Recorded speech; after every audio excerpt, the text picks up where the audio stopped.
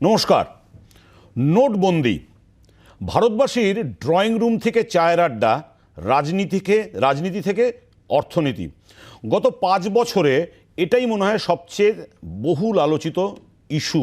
অর্থনীতি গত 5 বছরে এটাই মনে হয় সবচেয়ে বহুল আলোচিত ইস্যু। আজ থেকে 5 বছর আগে ঠিক আজকের দিনেই হঠাৎই প্রধানমন্ত্রী ঘোষণা করলেন 500 এবং 1000 টাকার নোট অবৈধ, তা দিয়ে আর কোনো লেনদেন করা যাবে না। তারপর কেটে গেছে 5 বছর। প্রধানমন্ত্রী যে স্বপ্ন দেখিয়েছিলেন আদৌ কতটা পূরণ হলো সেই প্রতিশ্রুতি, তা নিয়ে আজকের আমাদের বিশেষ এই অনুষ্ঠান। আর এই অনুষ্ঠানে আমরা আলোচনার জন্য পেয়েছি আমাদের বিশিষ্ট অতিথিদের। আমাদের সঙ্গে রয়েছেন তৃণমূলের পক্ষ থেকে অরূপ চক্রবর্তী, আমাদের সঙ্গে কংগ্রেসের পক্ষ থেকে রয়েছেন সৌম্য আইচ রায়, বিজেপির পক্ষ থেকে রয়েছেন প্রণয় রায়, সিপিআইএমের পক্ষ থেকে রয়েছেন সায়ন ব্যানার্জি এবং কিছুক্ষণ পরে আমাদের সঙ্গে যোগ দেবেন সৈকত সিনহা রায়। আমরা আলোচনায় আসবো, তার আগে আমরা একটু দেখে নিই যে 5 বছর পর আগের এক নভেম্বরের স্মৃতি এখনও ভীষণ টাটকা। এক ঘোষণায় প্রায় 100 কোটি ভারতবাসীর জীবনে আমূল পরিবর্তন। কি কথা ছিল, কি হলো? রিপোর্ট কার্ড নিয়ে দেশের সামনে আসুন প্রধানমন্ত্রী, দাবি তুলছেন বিরোধী শিবির। দেখলাম আমরা সবার প্রথমে একটু অর্থনীতির দিকটা নিয়ে যাই। রাজনীতি নিয়ে ইতিমধ্যেই আমরা দেখতে পাচ্ছি বিরোধীরা স্বভাবতই প্রধানমন্ত্রীকে অ্যাটাক করছেন এবং বিজেপির পক্ষ থেকেও ডিফেন্ড করা শুরু হয়ে গেছে। কিন্তু ওভারঅল এই 5 বছরের নোটবন্দিকে কেন্দ্র করে প্রধানমন্ত্রী যেই প্রতিশ্রুতিগুলি দিয়েছিলেন তা মূলত ছিল আর্থিক অ্যাঙ্গেল থেকে। এটা কতটা ফুলফিল হলো, কতটা পূরণ হলো, সেটা নিয়ে আমরা প্রথমে চলে যাব। আমাদের বিশিষ্ট অতিথি রয়েছেন সৈকত সিনহা রায়। সৈকতবাবু, কতটা আর্থিকভাবে তিনি যেই প্রতিশ্রুতিগুলো নিয়েছিলেন কতটা পূরণ হলো এই 5 বছরে?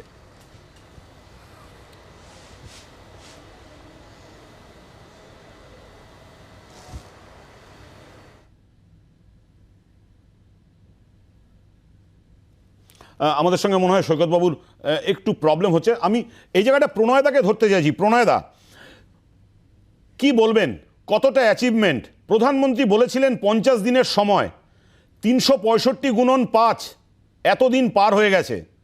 আপনাদের দেওয়া প্রতিশ্রুতি কি পূরণ হলো? দেখুন, তথ্য স্ট্যাটিস্টিক্স এগুলো অনেকগুলোই আমার কাছে আছে, আমি পরে হয়তো আসবো, কিন্তু প্র্যাকটিক্যাল আমি একটা কথা বলছি।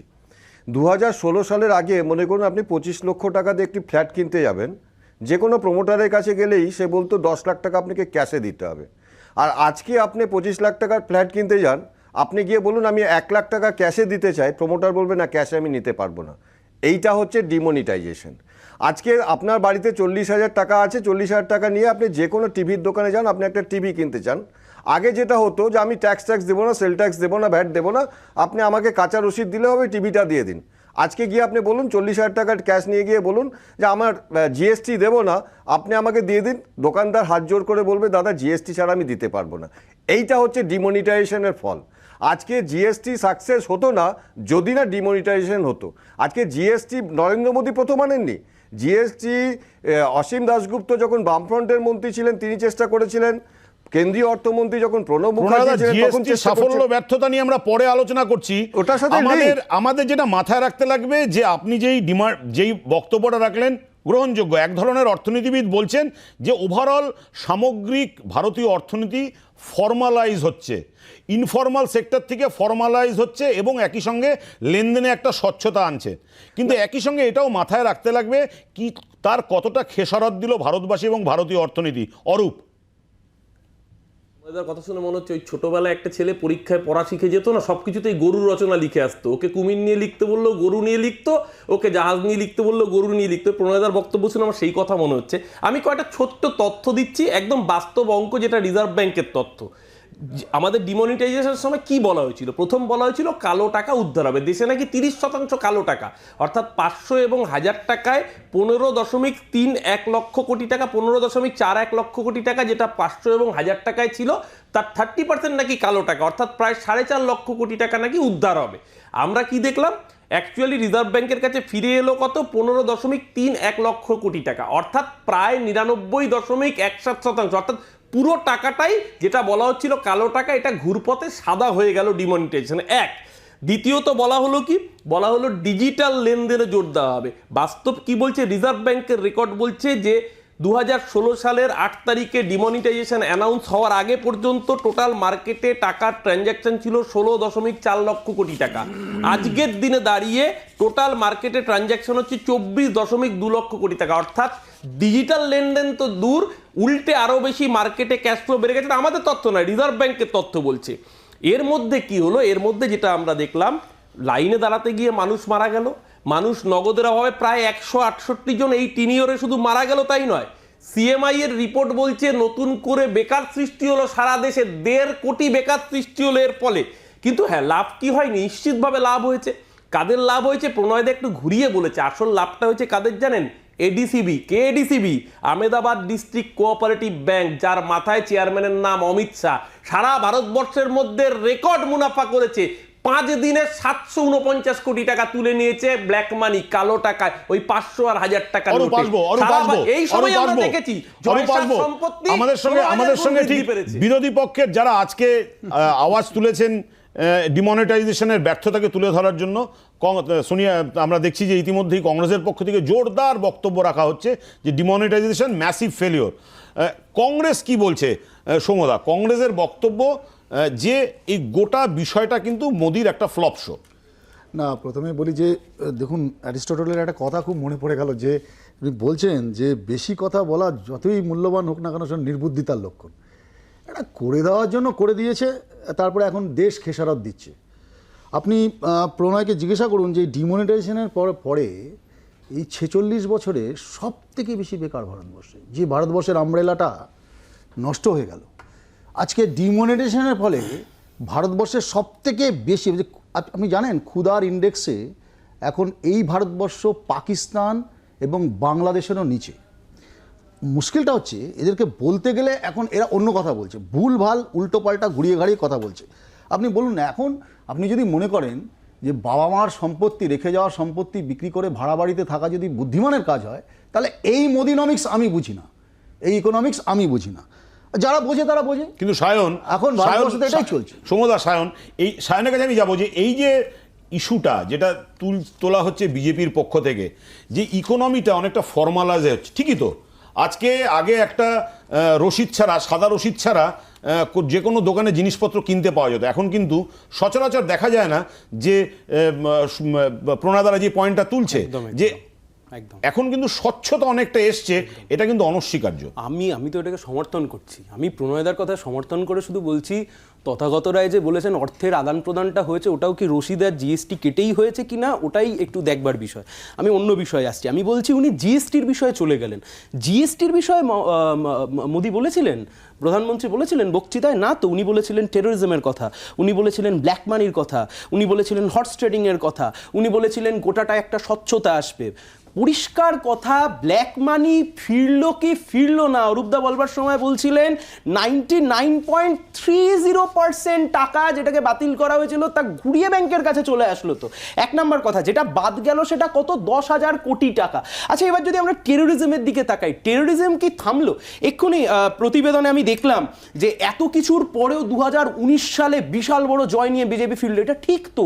কিন্তু তার আগের যে ঘটনা, পুলওয়ামার ঘটনা, প্রি পুলওয়ামা, পোস্ট পুলওয়ামা, কার্যত গোটা দৃশ্যটা আমাদের কাছে পরিষ্কার। আচ্ছা, এই যে পুলওয়ামার মধ্যে এত বড় একটা ভয়ঙ্কর আক্রমণ হলো, এটা কোন সময় হলো? ডিমনিটাইজেশনের পরে তো হলো। তাহলে ডিমনিটাইজেশনের পরবর্তী সময়তে এই ব্ল্যাক মানি, টেরোরিজম, এগুলো যে আসলে একটা গল্প কথা ছিল, এবং এগুলো শুধু বিরোধী দলের কথা নয়, সৌম্যদা, সায়ন যেগুলো বলছে, সেই পয়েন্টগুলোই কিন্তু এই মুহূর্তে আমরা দেখতে পাচ্ছি গোটা ভারতবাসীর কথা।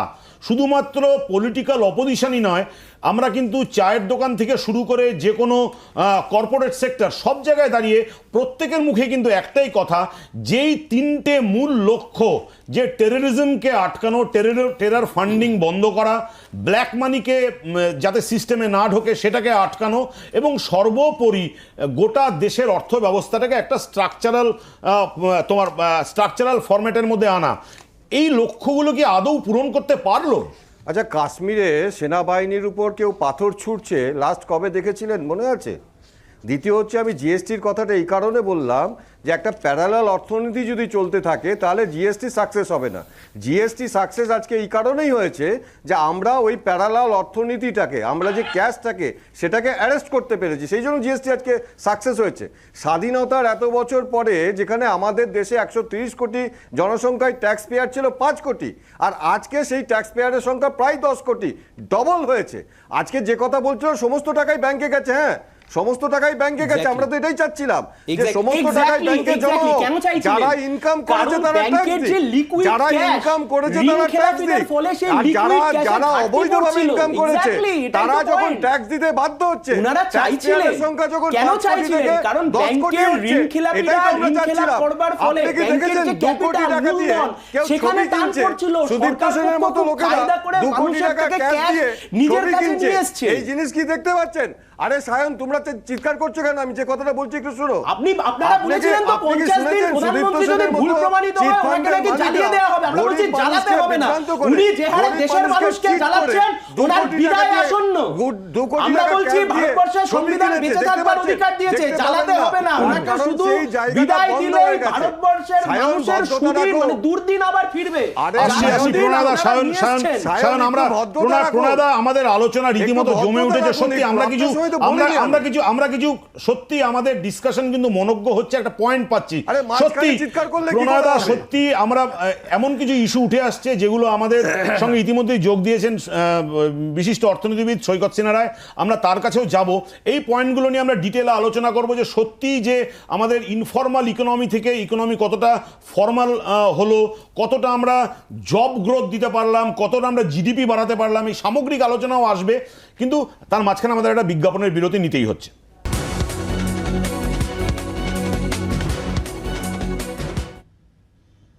ফিরে এলাম আমাদের বিশেষ অনুষ্ঠান নোটবন্দির 5 বছরে। আমরা এতক্ষণ শুনছিলাম রাজনীতির অ্যাসপেক্ট থেকে নোটবন্দিকে কিভাবে মূল্যায়ন করছেন শাসক এবং বিরোধী শিবির। এবার আমরা একটু অর্থনীতির অ্যাসপেক্ট থেকে গোটা বিষয়টাকে একটু বোঝার চেষ্টা করব।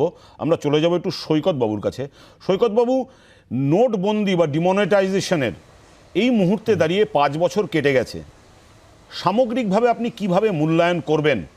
ভারতবাসীর ইতিবাচক প্রাপ্তি কতটা হলো, নেতিবাচক প্রাপ্তি বা কি দেখা গেল? দেখুন, প্রত্যেকটা পলিসিরই একটা ইতিবাচক দিক আছে, আপনি যথার্থই বলেছেন, একটা নেতিবাচক দিক আছে। সবাই যে ক্ষতিগ্রস্ত হবেন এমন নয়, সবাই যে লাভবান হবেন তেমনও নয়। তা আমি প্রথমে লাভের, আমার যেটা বক্তব্যের বিষয়, লাভ হয়েছে যদি খুবই কমভাবে হয়েছে এবং ক্ষতির অংশটাই অনেকটা বৃহৎ। প্রথমে আমি লাভের দিকটায় আসি। নোটবন্দির শুরুতেই দেখা গিয়েছিল যে শাসক শিবির বা পলিসি মেকাররা ভাবছেন যে নোটবন্দির ফলে যে কালো টাকা আমাদের দেশের অর্থনীতিতে রয়েছে সে কালো টাকার নির্মূল হয়ে যাবে এবং নোটবন্দির ফলে অনেকটাই যে আমাদের ফর্মাল ইকোনমির দিকে আমরা মুভ করে যাব। প্রত্যেকটা ট্রানজ্যাকশন বা লেনদেন স্বচ্ছ হবে এবং প্রত্যেকটা ট্রানজ্যাকশন বা লেনদেন রেকর্ডেড হবে এবং এই আশা করাটা বোধহয় খুব সমীচীন ছিল।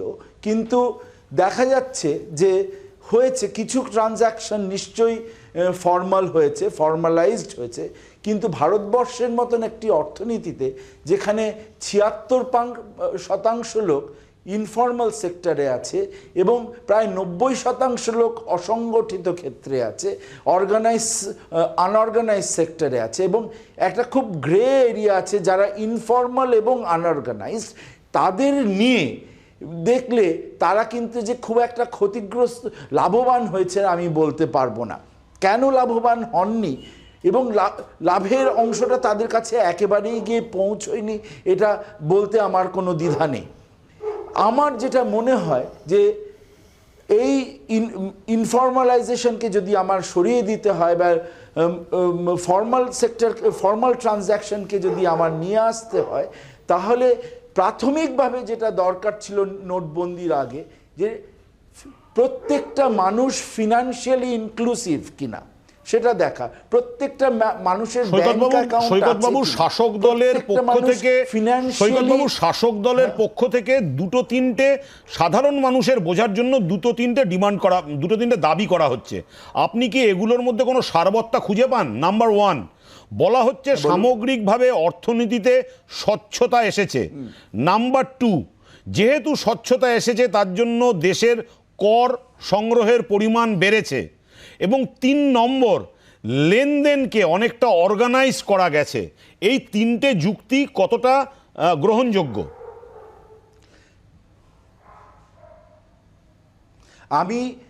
আপনি যে 3টে আর্গুমেন্ট বললেন তার শেষেরটা, মানে ল্যাজ থেকে শুরু করি, ল্যাজকে আগে ধরি।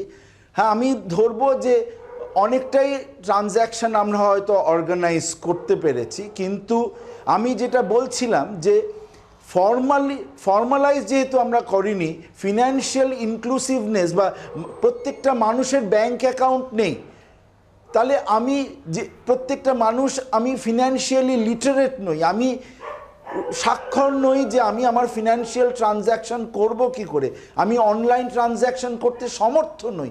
কত শতাংশ মানুষ মোবাইলের থ্রু দিয়ে অনলাইন ট্রানজ্যাকশন করতে পারে? কত মানুষ ব্যাংকে না গিয়ে ব্যাংকের ট্রানজ্যাকশন করতে পারে? খুব কম শতাংশ লোক। 10%, মানে আমাদের পপুলেশনের 10% লোকও সেই করতে পারে না। এমন একটা অর্থনীতি যেখানে বেশিরভাগ মানুষ ফিনান্সিয়ালি ইনক্লুসিভ নয়, ফিনান্সিয়ালি লিটারেট নয়, সেই সব দেশে আপনার ডিমনিটাইজেশন করে ফর্মাল সেক্টর আনাটা খুবই দুরূহ ব্যাপার। বুঝতে পেরেছি। মানে আপনার বক্তব্য যে যেহেতু ভারতবর্ষের বিরাট সংখ্যক মানুষ এখনো ইনক্লুসিভ নয়, গোটা অর্থনীতির সঙ্গে একেবারে ওতপ্রোতভাবে জড়িত নয়, ফলে সেই ধরনের অর্থনীতিতে ডিমনিটাইজেশনের মতো একটা সিদ্ধান্তের মধ্যে দিয়ে অর্থনীতিকে একটা প্রাতিষ্ঠানিক রূপ দেওয়া, এটা শুধু কঠিন না, যথেষ্টই কঠিন। আমরা আসবো, আমাদের একটা বিজ্ঞাপনের বিরতি নেওয়ার সময় এসছে, তারপরে আমরা আবার ফিরছি। নতুন উচ্চতায় ডিজিটাল অর্থনীতি, পাল্লা দিয়ে বাড়ছে নগদ লেনদেন, জমি বাড়ি সোনা কিনতে নগদের রমরমা। নোট বাতিলের তাহলে হলোটা কি? 5 বছরের হিসাব মেলানোর পালা এবার। একটু অরূপের কাছে যাই। অরূপ, আমি কিছু পরিসংখ্যান দিচ্ছি। নোট বাতিলের পর দেশে জঙ্গি হামলা 68% কমেছে। জম্মু ও কাশ্মীরে জঙ্গি হামলা কমেছে 63%। ভারতে মূলত 4টি রুটে সন্ত্রাসের অর্থ যোগান আসে। নোট বাতিলের পর বিকল্প পথে টাকার জোগাড় শুরু করেছে জঙ্গিরা, এবং জঙ্গিদের অর্থের যোগান 56% কমেছে, দাবি করছে স্বরাষ্ট্র মন্ত্রক 2019 সালে। এছাড়াও যেটা দেখা যাচ্ছে যে অত্যন্ত গুরুত্বপূর্ণ একটা পয়েন্ট, যেটা আমরা এই প্রতিবেদনে দেখালাম, যে এই গত 5 বছরে প্রায় 7,71,000 কোটি টাকার ডিজিটাল ট্রানজাকশন হয়েছে। তুমিও মনে হয় অ্যাপ ক্যাবেই বাড়ি ফেরো, বা এখন তো দেখা যাচ্ছে যে মুদির দোকানে গেলেও লোকে ডিজিটাল পেমেন্ট করছে। কি বলবে? না রজত, এই কথাগুলো যেরকম একটা সত্যি, একটা গ্লাসের যেরকম অর্ধেক জল ভরা থাকলে কেউ বলবে অর্ধেক জল ভরা আছে, কেউ বলবে অর্ধেক জল খালি আছে। Other side of the coin যদি দেখা যায়, স্বাধীনোত্তর ভারতের ইতিহাসের সবচেয়ে বড় জঙ্গি হানা, যেটা সায়ন সঠিকভাবেই বলছিল, পুলওয়ামার মতো ঘটনা আমরা কিন্তু লক্ষ্য করেছি নোটবন্দির পরেই। দ্বিতীয়ত, তোমাদের এই রিপোর্টেই দেখাচ্ছে যে শুধুমাত্র 1 বছরে প্রায় 700 কোটি টাকার কাছাকাছি জাল টাকা উদ্ধার হয়েছে।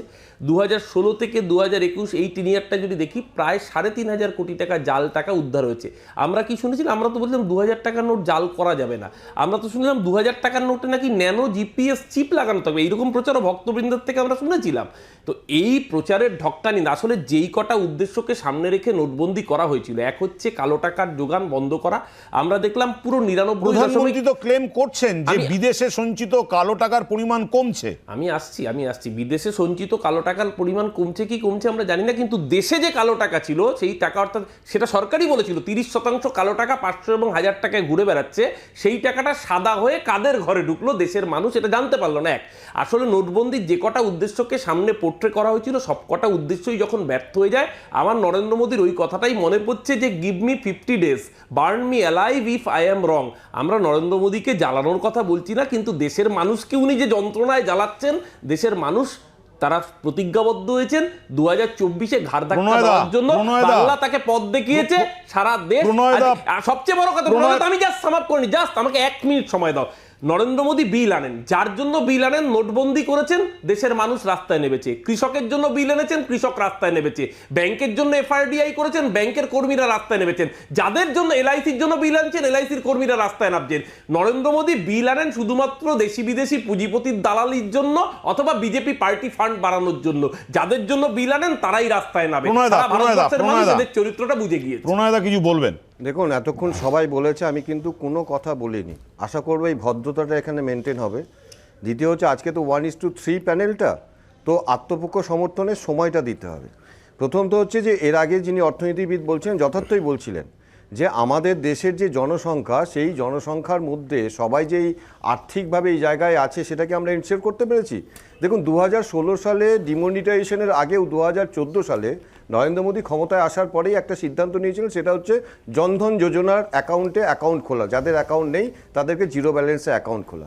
আমরা দেখেছি এই করোনা পরিস্থিতিতে কাউকে যে তাতে আমাদের বিদেশে সঞ্চিত কালো টাকার পরিমাণ কমছে, কিন্তু যেটা মূল উদ্দেশ্য ছিল, যেটা অরূপ বারবার বলছে, যেটা সৌম্যদা বারবার বলছে, যে যেই টাকাটা বলা হয়েছিল যে সিস্টেমে ফিরবে না, যার জন্য মূল ডিমনিটাইজেশন, সেটাই তো গোটাটা ফিরে এলো। তাহলে এই কথাটার মধ্যে ভুল কোথায়, যে ঘোর পথে কালো টাকাকেই হোয়াইট করে ফেলা হলো, সাদা করে দেওয়া হলো? না না, আমরা তো এটাই চাচ্ছিলাম। 5 কোটি চাইছিলেন কালো মানে- টাকাটা সাদা হোক। থ্যাংক ইউ প্রণয়দা, আরে, অনেক স্বীকারোক্তির জন্য। প্রণয়দা ঠিক বলেছে। প্রণয়দা, থ্যাংক ইউ প্রণয়দা, আরে, thank অন you. এয়ার এই কথা শেয়ার প্রণয়দা, করে দেওয়ার জন্য, প্রণয়দা, আপনি যে বলুন, কালো বলুন। বাজারিদের আরে, স্বীকৃতি দেওয়ার জন্য থ্যাংক ইউ। তৃণমূল কংগ্রেস যে অবদ্ধের দল সেটাই বোঝা গেল। এই আমি তো আপনাকে ধন্যবাদ আমি তো ওই তো বললাম, বক্তব্যটা তো ধন্যবাদ রাখতে জানালে হবে। অবদ্ধ বলছো কেন? প্রণয়দা, আপনি এইটা বলুন, ঠিক না। প্রণয়দা, আমি আপনি বলুন। ধন্যবাদ রাখতে জানাচ্ছি হবে। দাদা আপনাকে। 5 কোটি ট্যাক্স পেয়ারের জায়গায় যদি 10 কোটি ট্যাক্স পেয়ার হয়, এই 5 কোটি ট্যাক্স পেয়ারটা আসলো কোথা থেকে? যারা বাড়িতে আরে অবদের মতো কথা বললে হবে না, শুনতে হবে কথাগুলো।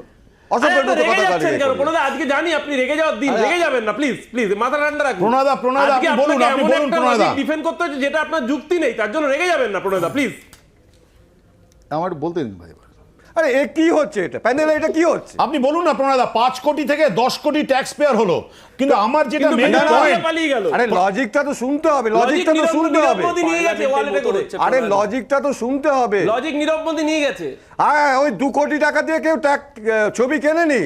সবচেয়ে বড় তো লস তৃণমূল কংগ্রেসের হয়েছে। সবচেয়ে বড় ওই লাভ মমতা হয়েছে ব্যানার্জির BJP, ছবি কেউ ঠিক। 2 কোটি টাকা দিয়ে কিনেনি, সবচেয়ে বড় কিনতে লাভ, পারবে না। demonetization 2 কোটি টাকা দিয়ে BJP 2 কোটি টাকা দিয়ে ছবি কিনতে গেলে ট্যাক্স দিতে হবে, ট্যাক্স দিতে হবে। এই জন্য তৃণমূল কংগ্রেসের অসুবিধা এই জায়গাটায় আমি একটু সৈকত বাবুর কাছে যেতে চাই। সৈকত বাবু, প্রণয়দাদের পক্ষ থেকে যেই কথাটা বলা হচ্ছে, শাসক দলের পক্ষ থেকে যেই কথাটা বলা হচ্ছে, যে আমরা দেখলাম ওনারা ক্লেম করছেন যে ডিমনিটাইজেশনের কারণেই যে ট্যাক্স নেট, যে ট্যাক্স, যে মানুষ আগে যত সংখ্যক মানুষ ট্যাক্স দিতেন, আজকে তার থেকে অনেক বেশি সংখ্যক মানুষ ট্যাক্স দিচ্ছেন। আমরা দেখছি ট্যাক্স কালেকশন বেড়েছে, আমরা কর ফাঁকি দেওয়ার প্রবণতা হ্রাস পেয়েছে। এগুলো কি সত্যি? অর্থনীতির এক শ্রেণীর অর্থনীতিবিদ তো সেই কথাটা দাবি করছেন।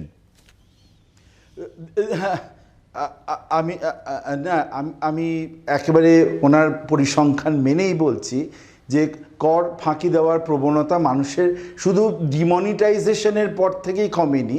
2002 সাল থেকে বা তার আগে থেকে, যখন থেকে কেলকার কমিটি ডিমনিটাইজেশন তো তার একটা অন্যতম কারণ আমাদের দেশে, তারপর থেকে, এবং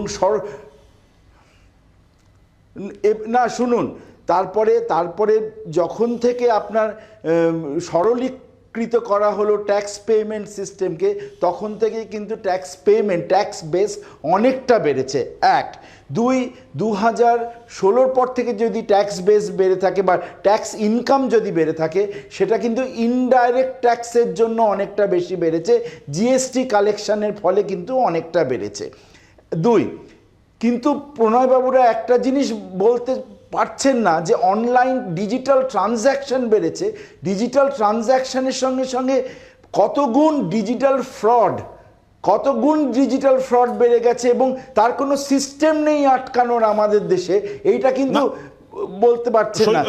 আপনি ডিজিটালাইজেশন করুন, তার সঙ্গে ডিজিটাল হ্যাঁ, কিন্তু এটা ফ্রড, সেই আপনারা। মেকানিজম তৈরি হয়নি, কিন্তু যেটা একটা অন্যতম উদ্দেশ্য ছিল যে ডিজিটাল ট্রানজাকশন আমরা দেখলাম গত 5 বছরে সেটা বেড়ে এখন দাঁড়িয়েছে প্রায় 7,75,000 কোটি টাকা। শুনুন না না, না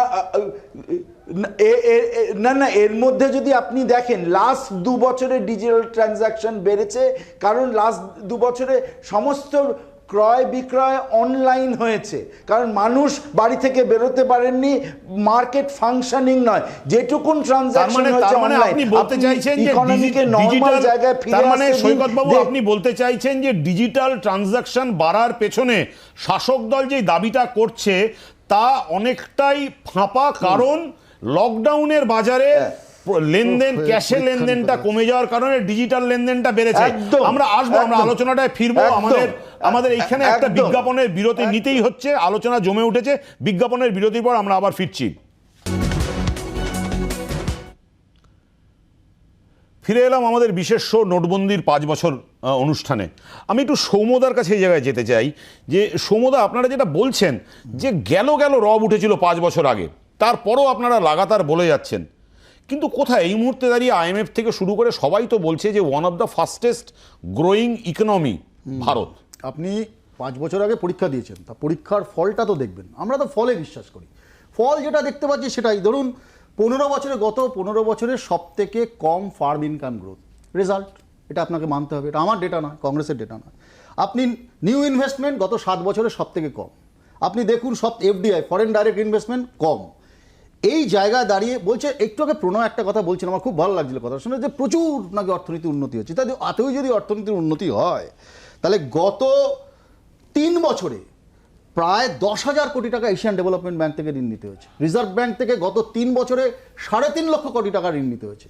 গত 7 বছরের রেকর্ড, নরেন্দ্র মোদী সরকার 268 টন সোনা বন্ধক রেখেছে এই ভারতবর্ষে। কিন্তু তা সত্ত্বেও তো বিশ্বের তাবড়ো অর্থনীতিবিদ থেকে শুরু করে বিভিন্ন আর্থিক প্রতিষ্ঠান তারা তো বলছে যে ভারতের অর্থনীতি টাট্টু ঘোড়ার মতো দৌড়চ্ছে। কিরকম দৌড়চ্ছে আপনাকে শুনে একটা তথ্য দিই। 2020 সাল মার্চ মাস আমাদের দেশে বিলো পভার্টি লাইনের সংখ্যা হচ্ছে 6 কোটি। আজকে 2021 প্রায় মার্চ কমপ্লিট হয়ে গেল, ডেটা কত ভারত সরকার বলছে কত, 13 কোটি 40 লক্ষ মানুষ বিলো পভার্টি লাইন। আমরা পাকিস্তানকে কম্পিট করে বেরিয়েছি। যশস্বী প্রধান খুব নির্দিষ্টভাবে বলছি, যে কথাটা এখানে উঠে এলো যে তাবড়ো অর্থনীতিবিদ বলছেন যে ভারতবর্ষের অর্থনীতি মানে তরতর করে এগোচ্ছে। 2014 সালের আগের যে গভর্নমেন্টগুলো ছিল তাদেরও যে ইকোনমিক পলিসি ছিল, তারা যেভাবে ইকোনমিকে পরিচালিত করতে চেয়েছে তারও একটা সুদূরপ্রসারী এফেক্ট এই মুহূর্তে দেখা যাচ্ছে। 1 নম্বর কথা। 2 নম্বর কথা, আমি নির্দিষ্টভাবে যেটা বলছি, দেখুন RBI একটা অটোনমাস বডি, তাকে যেভাবে কার্যত মানে অবহেলিত করে নরেন্দ্র মোদী নিজের মতো করে একটা সিদ্ধান্ত নিয়েছিলেন। RBI এর গভর্নর সেই সময় বলেছিলেন রঘুরাম রাজন যে আমরা চাইনি এই ডিমনিটাইজেশন হোক। এটা শুধু বিরোধীদের কথা নয়, ডিমনিটাইজেশন কথা।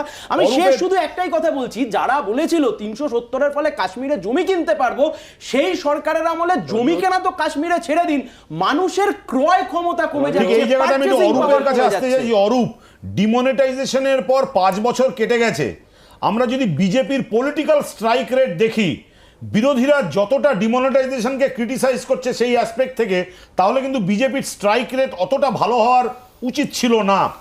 অ্যাটলিস্ট পলিটিক্যাল অ্যানালিস্টরাও তাই বলছেন যে এতটাই যদি মানুষের হিতের বিরুদ্ধে যায় তাহলে বিজেপি পলিটিক্যাল স্ট্রাইক রেটটা কিভাবে বেটার রাখছে। রজত, একটা জিনিস দেখো, রাজনীতি তো সবসময় 2 আর 2 4 হয় না। তাহলে যে 2014-তে আসার আগে বলেছিল 15 লক্ষ টাকা ব্যাংক অ্যাকাউন্টে ঢুকে যাবে, তারপরে এসে জুমলা বলার পরেও কিন্তু বিজেপি জিতেছে। রাজনীতির অঙ্ক সবসময় সরলরৈখিক পথে চলে না। কিন্তু যারা 5 বছর আগে নোট বাতিল করে মানুষের জীবনকে প্রায় বাতিলের খাতায় ফেলে দিয়েছে, মানুষ কিন্তু অপেক্ষা করছে, মানুষের ধৈর্যের বাঁধ ভাঙছে। সৌম্যকে আমি সেকেন্ড করছি, সৌম্য সঠিক বলেছে।